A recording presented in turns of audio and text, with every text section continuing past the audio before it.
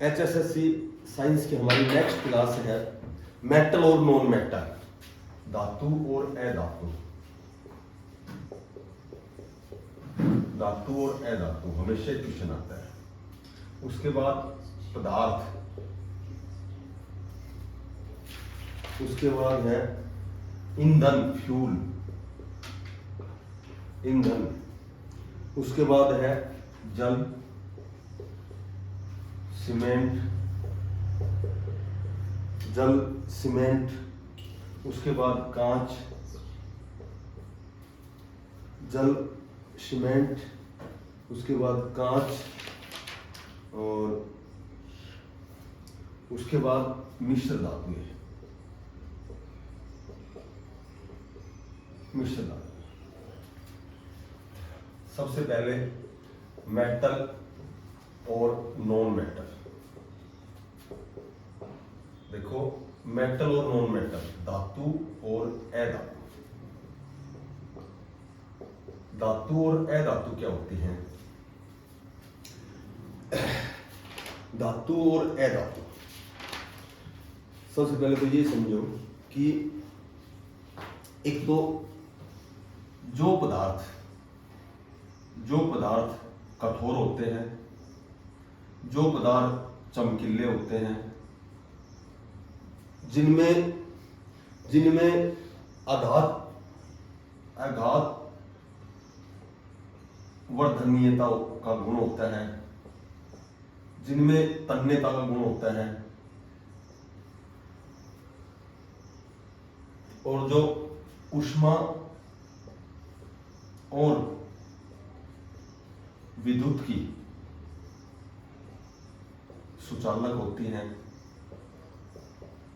वो सभी धातुएं होती हैं। एक तो आयरन यानी कि लोहा एक धातु है, आयरन।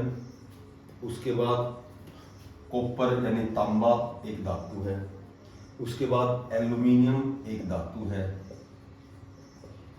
एल्यूमिनियम एक धातु है, ठीक है। उसके बाद कैल्शियम एक धातु है, और उसके बाद में मैग्नीशियम एक धातु है। ये धातु होती है। और अधातु क्या होती है? जो हथौड़े की मामूली सी चोट से, जो हथौड़े की चोट से टूट जाती है, वे अधातु होते हैं। जो हथौड़े की चोट से टूट जाती है वो अधातु होती है। ये तो सल्फर हो गई, एक कार्बन, एक ऑक्सीजन, एक कार्बन हो गई, एक ऑक्सीजन हो गई, ये सभी अधातु है, ठीक है। जैसे फास्फोरस हो गई। अच्छा, अब इंपॉर्टेंट क्वेश्चन ये है कि जब हम किसी को पीट करके और सीट बनाते हैं, उस गुण को क्या कहते हैं? जब किसी को पीट कर सीट बनाया जाता है तो अधात वर्धनीयता कहते हैं। और यदि तन्यता क्या होती है कि यदि खींचकर तार बनाने की जो प्रक्रिया है, तार बनाने की जो प्रक्रिया होती है वो तन्यता होती है, और पीट कर सीट करना होती है, उसको अधात वर्धनीयता कहते हैं। अच्छा, जो धातु है उनका प्रयोग कहाँ किया जाता है? इनका प्रयोग कहाँ होता है? जो धातु होते हैं उनका प्रयोग कहाँ होता है? एक तो इनका प्रयोग किसी भी मशीनों में होता है, इनका प्रयोग वायुयानों में होता है। धातुओं का प्रयोग मेटल जो होती है वायुयानों में होता है। और जितने भी हम खाना बनाते हैं ना, तो खाना बनाने के बर्तनों में होता है, बर्तनों में होता है। एक जो भी उपग्रह होते हैं, कृत्रिम उपग्रह होते हैं, उपग्रह में हमेशा इनका धातुओं का प्रयोग होता है।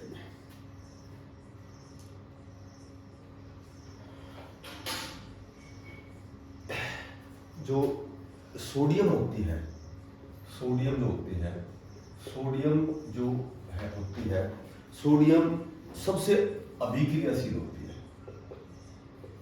सबसे अभिक्रियाशील होती है।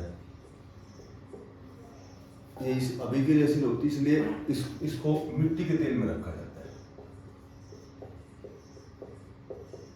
मिट्टी के तेल में रखा जाता है। एक जो फास्फोरस होती है, फास्फोरस होती है, तो इसको खुले में नहीं रखा जाता, नहीं तो वायु के संपर्क में आने के बाद इसमें आग लग जाती है,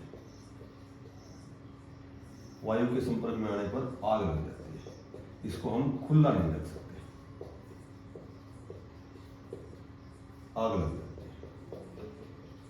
फास्फोरस को कभी भी खुला नहीं रखा जाता, क्योंकि खुला रखते इसमें आग पकड़ जाती है। फास्फोरस को हमेशा जल में रखा जाता है, इसको हमेशा जल में रखा जाता है।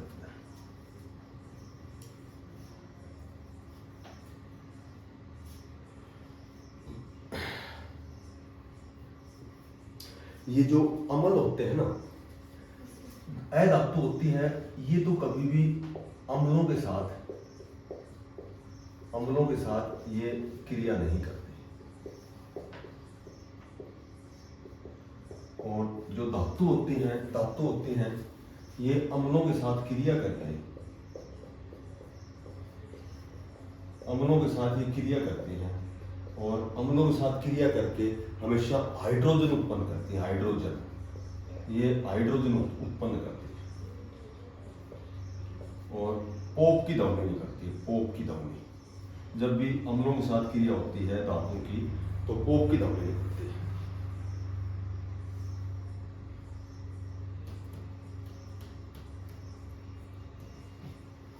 ये जो अधातु होती हैं, इनकी खास बात एक तो ये होती है कि जितने भी पटाखे होते हैं, पटाखों में जो दिवाली में हम पटाखे जलाते हैं, उनमें अधातु का प्रयोग होता है।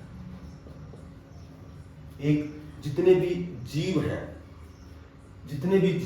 पृथ्वी पर, जितने भी जीव हैं, ये जीव श्वसन के समय, जब सांस लेते हैं, श्वसन के समय इन धातुओं को अंदर ले जाते हैं, धातुओं को अंदर ले जाते हैं। जो पौधे होते हैं, उन पौधों के उर्वरक में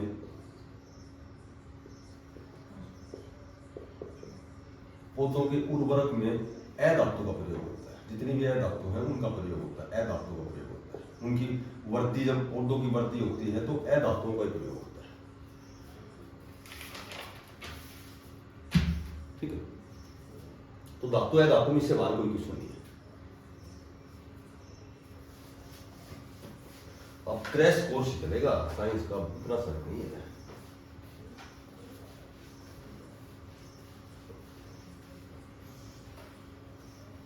उसके बाद जो पदार्थ होते हैं,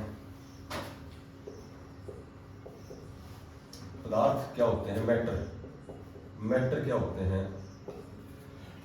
एक तो कोई भी ऐसी वस्तु जिनका वजन होता है, जो स्थान घेरते हैं, जिनका वजन हो, जो स्थान घेरते हैं, और हमारी जितनी भी इंद्रियां हैं, इन इंद्रियों के द्वारा हम जिनको महसूस करते हैं, वे सभी पदार्थ होते हैं। जिनको महसूस करते हैं वे सभी पदार्थ होते हैं। और जो पदार्थ होते हैं वे तीन प्रकार के होते हैं। एक तो होता है ठोस, ठीक है, एक होता है द्रव, और एक होती है गैस। इनकी तीन अवस्थाएं हैं, ठोस, द्रव और गैस। एक तो ठोस, कोई चीज सॉलिड होती है, वो ठोस होती है। कोई चीज लिक्विड में होती है, वो द्रव होता है। और गैस,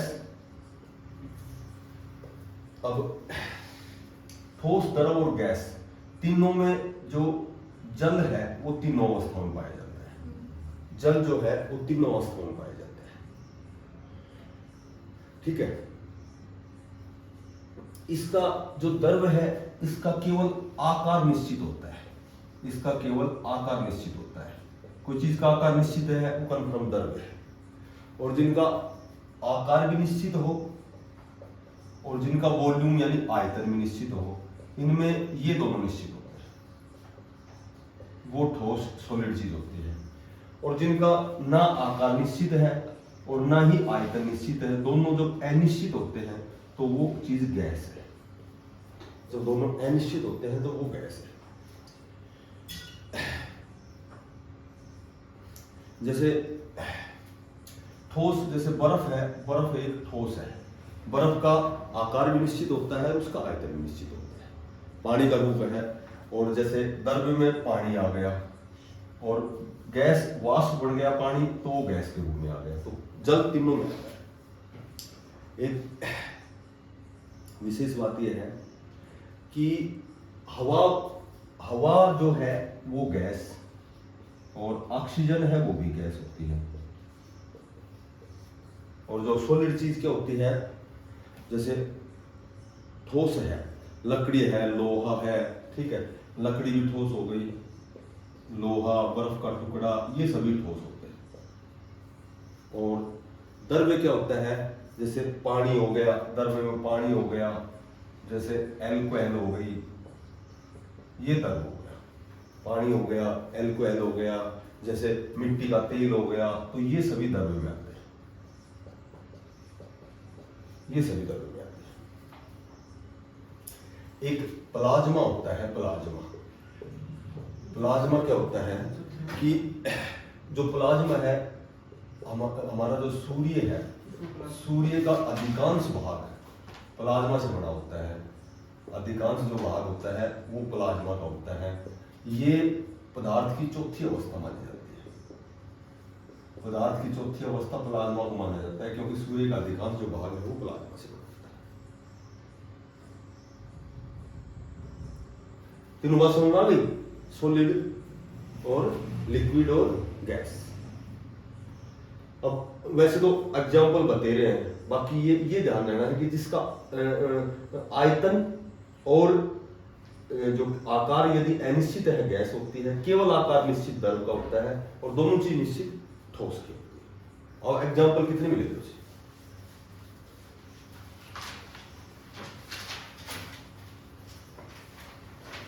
उसके बाद फ्यूल होता है, फ्यूल, ईंधन,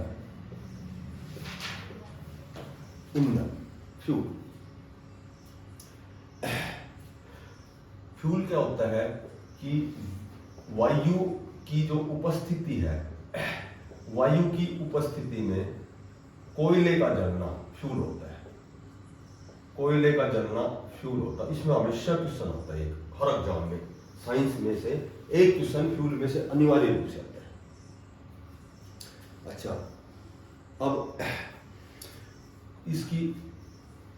इसके प्रकार, 4 प्रकार का होता है कोयला। सबसे पहले तो होता है एंथ्रेसाइट। एंथ्रेसाइट कोयला होता है। उसके बाद होता है बिटुमिन्स, बिटुमिन्स होता है। उसके बाद तीसरा होता है लिग्नाइट, लिग्नाइट होता है। और चौथा होता है पीट। तो ये जो कोयले हैं, कार्बन के अनुसार एक क्वेश्चन आता है, कार्बन की मात्रा किसमें ज्यादा होती है। तो यदि क्वेश्चन पूछा जाए कि सर्वोत्तम प्रकार का कोयला कौन सा है, तो सर्वोत्तम प्रकार का कोयला एंथ्रेसाइट होता है। इसमें सबसे ज्यादा कार्बन की मात्रा 94 से 98% होती है। सबसे ज्यादा कार्बन की मात्रा होती है। कार्बन की मात्रा के अनुसार सबसे अधिक कार्बन होता है एंथ्रेसाइट में। ये सर्वोत्तम प्रकार का होता है। इसमें 76 से 86% कोयला होता है। और बिटुमिन्स जो होता है, एक तो कोक का निर्माण बिटुमिन से होता है, कोक का निर्माण होता है, ये इंपॉर्टेंट बात है। और एक इंपॉर्टेंट बात यह है, इसमें भाप का प्रयोग होता है इंजन में, बिटुमिन्स, इंजन में बिटुमिन्स का प्रयोग होता है, भाप में और इंजन में। और जो लिग्नाइट्स है, 28 से 30% इसमें कार्बन होता है। ये जो लिग्नाइट होते हैं, विद्युत ऊर्जा उत्पन्न करने के लिए जो विद्युत ऊर्जा उत्पन्न होती है वो लिग्नाइट से होती है। ये इंपॉर्टेंट बात है। और जो पीट होता है, इसमें सबसे कम होती है कार्बन की मात्रा, 27%। या 27% से भी कम होती है, सबसे कम कार्बन होती है। और यदि पूछा जाए कि स्वास्थ्य की दृष्टि से सबसे जो हानिकारक कोयला है, सबसे हानिकारक पीट होता है। स्वास्थ्य की दृष्टि से सबसे हानिकारक जो कोयला होता है वो पीट होता है, उसमें सबसे कम कार्बन की मात्रा होती है, सबसे अधिक एंथ्रेसाइट में, सर्वोत्तम प्रकार का है।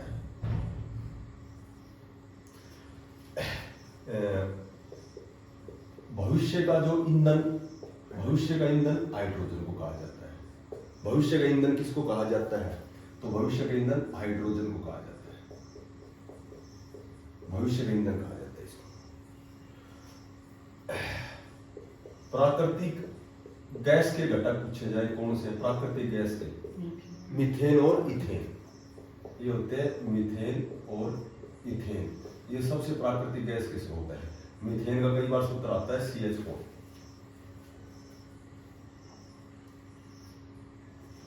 और बायोगैस यदि पूछी जाए, बायोगैस किसमें होती है बायोगैस? तो एक तो मीथेन में CH4 में, और एक होती है ये कार्बन डाइऑक्साइड में CO2 में, और एक होती है हाइड्रोजन।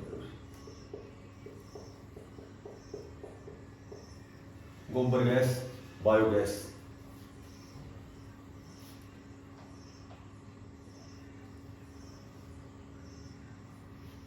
और जो ये पीट है ना, जो पीट है, इसका प्रयोग घरेलू ईंधन के रूप में होता है। ऐसे पूछा जाए घरेलू ईंधन के रूप में कौन से कोयले का प्रयोग होता है? तो पीट का। घरेलू ईंधन, खाना बनाते हैं तो पीट का प्रयोग होता है। ठीक है, रुक जा, अभी तो कुछ नहीं। ठीक है, ईंधन में इससे बाहर कुछ नहीं रहेगा।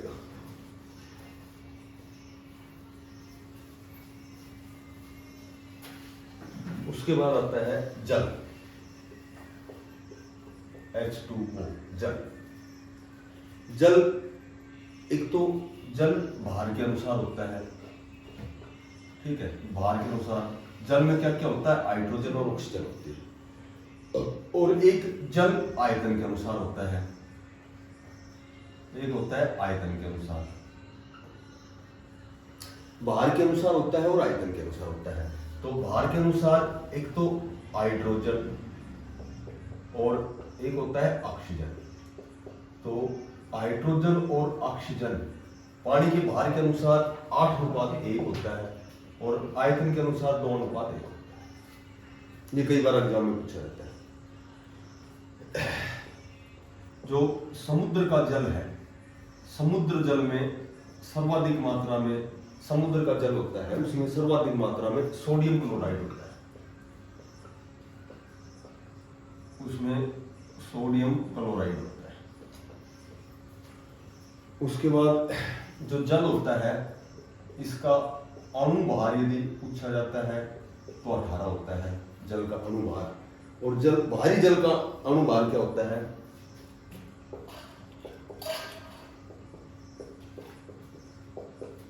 भारी जल का अणुभार होता है 20। ये होता है 20। एक सबसे इंपोर्टेंट क्वेश्चन कि जल को किससे शुद्ध किया जाता है? जल को शुद्ध किया जाता है तो जल को हमेशा शुद्ध किया जाता है क्लोरीन से। ये क्वेश्चन कई बार आता है। जल को शुद्ध करने के लिए क्लोरीन का प्रयोग किया जाता है। ठीक है,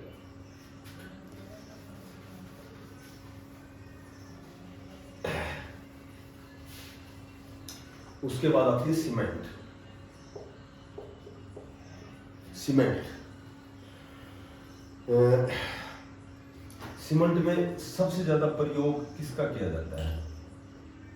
भाई जम रही है तो जमने को रोकने के लिए हमेशा जिप्सम का प्रयोग किया जाता है। सबसे अधिक प्रयोग जिप्सम का होता है। जिप्सम इसको जमने की क्रिया को मंद कर देती है। CaSO4 2H2O, ये होती है जिप्सम। जिप्सम कब जम जाती है, किसके कारण जमती है? ये एल्यूमिनियम की अधिकता के कारण जम जाती है। एल्यूमिनियम की मात्रा जब अधिक होती है उसके कारण ये जमती है। ये जमती है, किसके कारण जमती है? एल्यूमिनियम की मात्रा अधिक। ठीक है,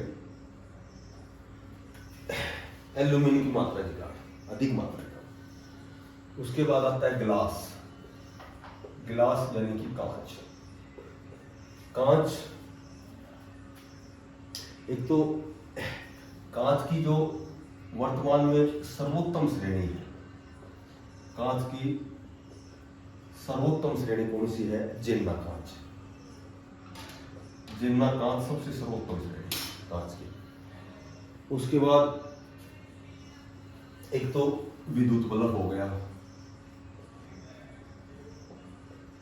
एक तो विद्युत बल्ब हो गया, एक कैमरा हो गया, एक दूरबीन हो गई। इनके लेंस में कौन सा कांच प्रयुक्त होता है? लेंस में जो कांच आता है, इनके लेंस में जो कांच आता है वो प्लंट कांच, प्लंट कांच है। जो धूप का चश्मा होता है, जो धूप का चश्मा होता है उसमें क्रूक्स लेंस, क्रूक्स कांच होता है। कांच को कठोर किससे बनाते हैं? कांच को कठोर बनाने के लिए, कांच को कठोर बनाने के लिए किसका प्रयोग किया जाता है? पोटेशियम क्लोराइड का। पोटेशियम क्लोराइड का, पोटेशियम क्लोराइड। ठीक है, पोटेशियम क्लोराइड के द्वारा कांच को कठोर बनाया जाता है। मिश्र धातु है, सबसे पहले पित्तल की मिश्र धातु। दो या दो से अधिक धातुओं के योग से मिश्र धातु बनती है। हमेशा मिश्र धातु का एक क्वेश्चन आता है। पित्तल आता है तो तुम्हें तांबा और जिंक बताना है। तांबा और जिंक मिलकर पित्तल बनता है। उसके बाद कांसा कैसे बनता है? कांसा बनता है, हम तांबा और टीन को मिलाते हैं। तांबा और टीन को जब मिलाते हैं तो कांसा बनता है। उसके बाद जर्मन सिल्वर कब बनता है? जर्मन सिल्वर बनता है तांबा, जिंक, तांबा, जिंक और निकिल।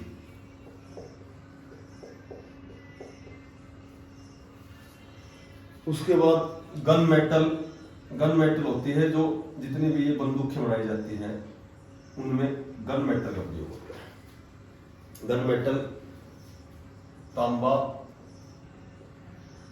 जिंक और टिन, तीनों मिलकर के गन मेटल बनते हैं। स्टील कैसे बनता है? स्टील, स्टील, स्टील बनता है लोहा और कार्बन। लोहा के यदि कार्बन की पर चढ़ाते हैं तो वो स्टील बन जाता है। उसके बाद सबसे इंपोर्टेंट है ड्यूरालुमीन। ये पूछा जाता है हमेशा। इसमें कई धातुएं मिलकर बनती हैं, तो कौन सी धातु में ड्यूरालुमीन का में प्रयोग नहीं होता? तो एक तो इसमें एल्यूमिनियम है ऑप्शन में, क्योंकि धातुएं इतनी है कि 3 ऑप्शन तो इसके बढ़ जाते हैं। एल्यूमिनियम में, और उसके बाद कॉपर, तांबा, फिर उसके बाद मैग्नीशियम। अब ये 3 ऑप्शन तो पहले बढ़ जाएंगे। और उसके बाद एक मैगजीन होता है, मैगजीन। इससे बाद इसमें आ जाएगा मिश्र धातु का क्वेश्चन, इससे बाद में आएगा।